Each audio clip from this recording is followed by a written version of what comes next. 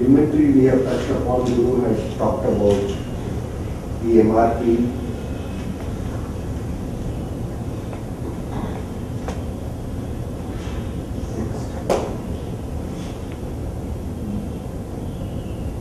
In the master for item master, you have for finished good also, like you have for raw material and water income.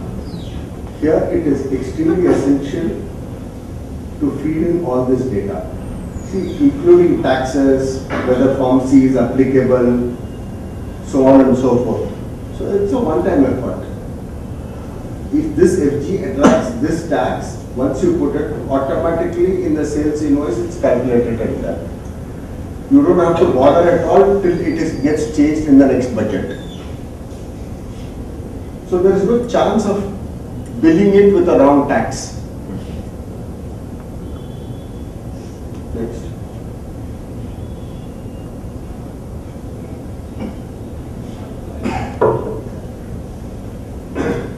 Like in your organization, there could be so many items.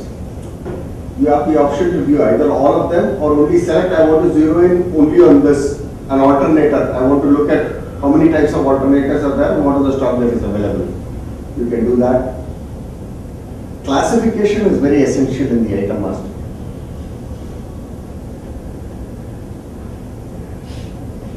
Where is my material line? This is location wise.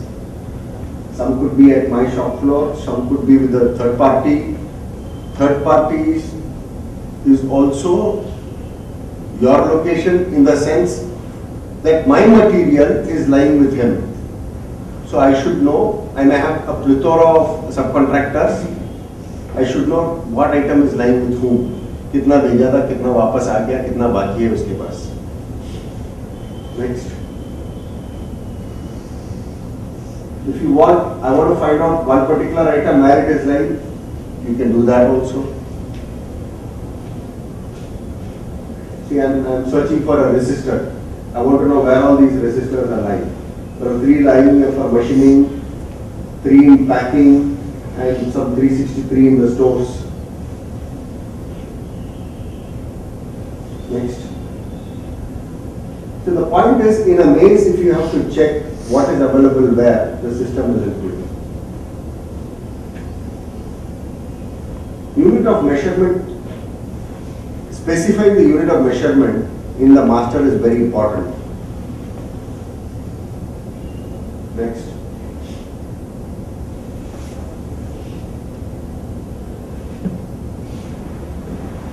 Another point I want to touch upon here is, if it's an asset that you are purchasing, it's not a raw material, it's not a bought item, but it's an asset that you are buying.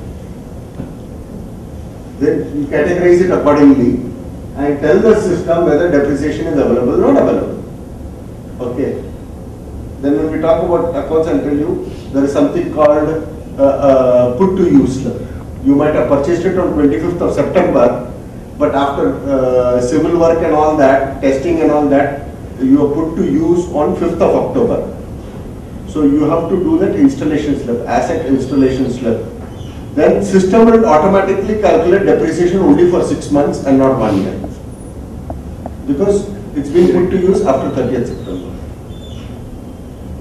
It holds good for any organization. Because even in trading, Mukesh, you buy a lot of assets.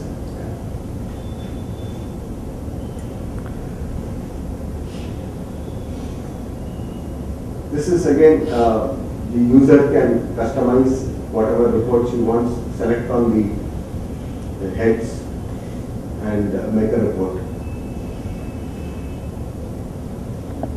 Suppose you want to make that report as a private report.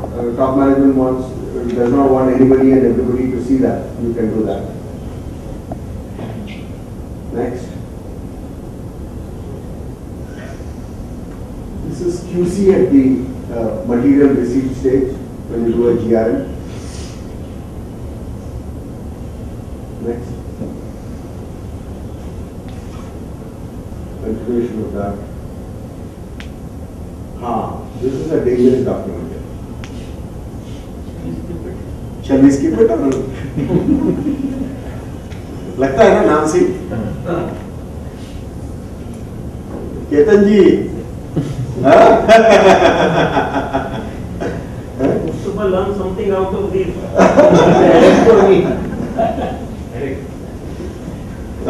There was, let me juxtapose this with an actual scenario which happened in one of the clients where we implemented this ERP.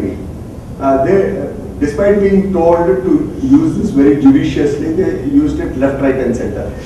क्या है, if the item is not available in the stock, the system will not allow you to issue from stores to shop floor. Simple, right? Okay. But they kept on using the stock adjustment, showing that I have received an item, so then system allows you to use issue. They could first year never get the inventory in place. Okay.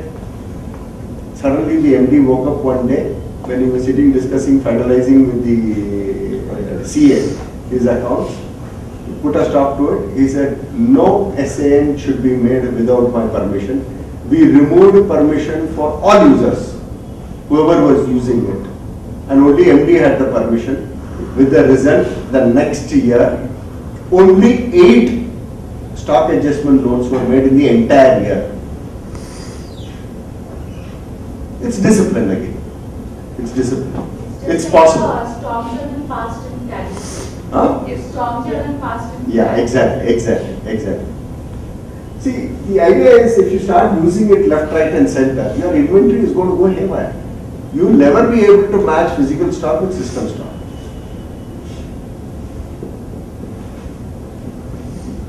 Next. And also the fear that every time I have to go to the MD to ask permission to make a SAN, मुंह कहाँ छुपाएगा वो, 10 बार जाएगा तो एक बार ठीक है sir हो गया गलती, 2 बार ठीक है.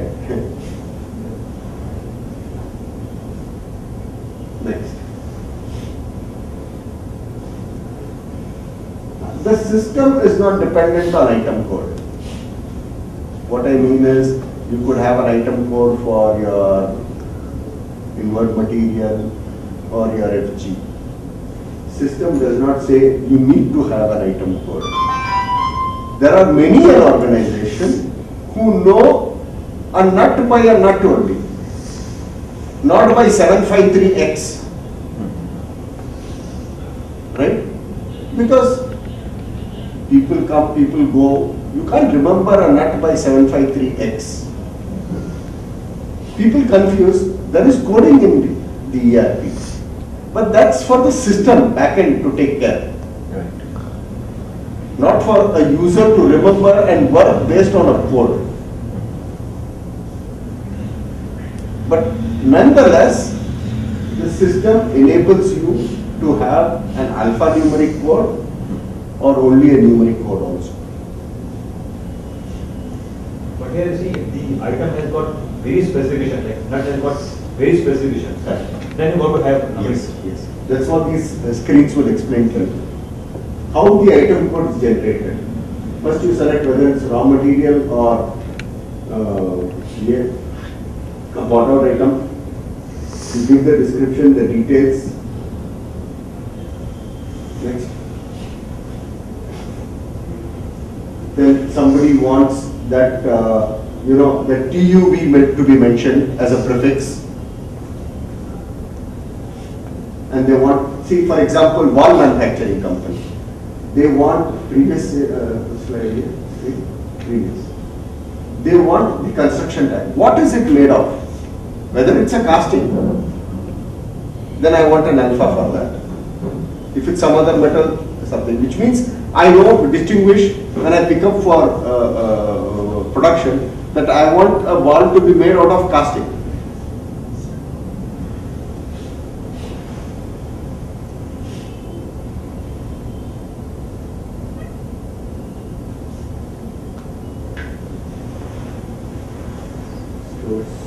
Material movement in various locations within. Next.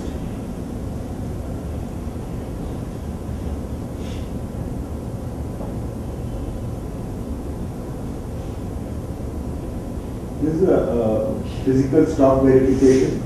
Like I said, some companies use this very religiously at the end of the month.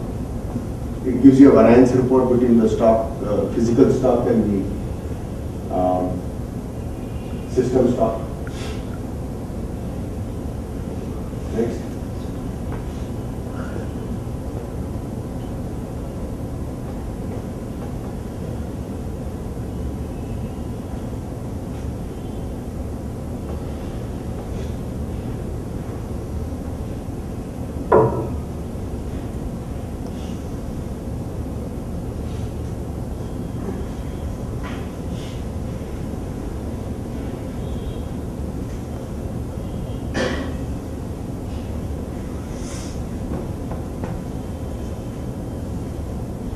This is in the context of that contact lens which I was saying.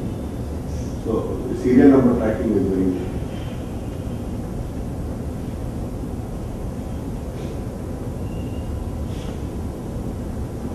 How do I control my inventory? Yeah, see, typically in companies, say for example, let's say a company which is engaged in a lot of fabrication work, you buy steel. Steel never comes, if you order for 10 tons, it doesn't come exactly in 10. 9.8 bhi aa sakta hai, 10.2 bhi aa sakta hai. So you will say, sometime back you said that the PO quantity and the GRM quantity should be the same. अगर 10 ton मंगाया तो 10 ton होना चाहिए, 10 ton नहीं है तो मैं वापस कर दूँ. ऐसा नहीं होता है. So there is something called a tolerance limit, a certain percentage. When I order for 10, he can't dump 20 tons and go. But I have to allow a certain percentage, especially जो weight में आता है, for 10% plus minus to be allowed. And that's again dynamic. You can revise it subsequently.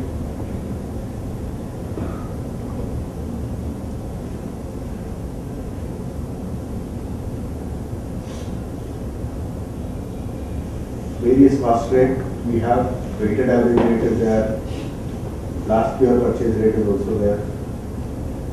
Conversion factor is very important. Why? Because you purchase with a certain unit of measurement and your actual payment could be with a different unit of measurement, right? So once you give that conversion factor, automatically the system will take care कि इसका equivalent के लिए how much payment I have to make.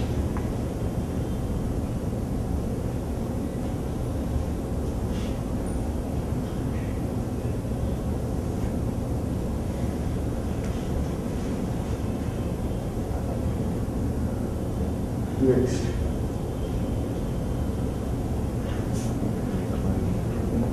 Here expiry, okay.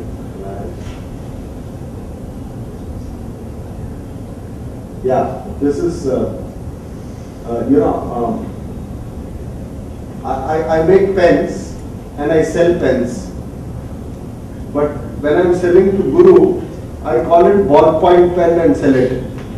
But when I'm selling it to Shrikant, Shrikant says, no, I want pens, but not ballpoint pens, but silver ballpoint pens. The product is the same. Each customer calls it differently. He says, don't sell it to me as ballpoint pen.